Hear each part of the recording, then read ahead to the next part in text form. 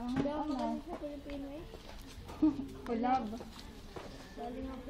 Yung pinakamababang grade niya. Sa matho. Ari hindi nagpapatutor, hindi din nag-remedial. Kasi pag yata magpasa, mag-aral.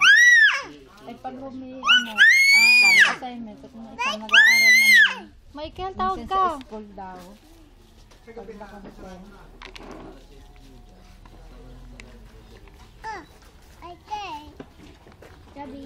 Saan ka nga daw kasi punta ng punta? Eh, mainit doon.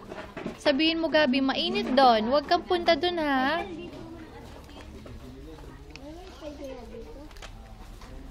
Kaka-wifi yung bibig ko. Ilang taon ka na? Ilang taon ka na? 7. Kulang pala eh, no?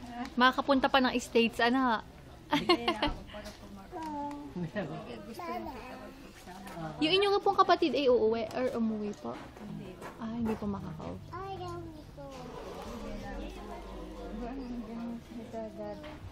Ayaw ko alin. Ha? Ayaw mo na. Hmm?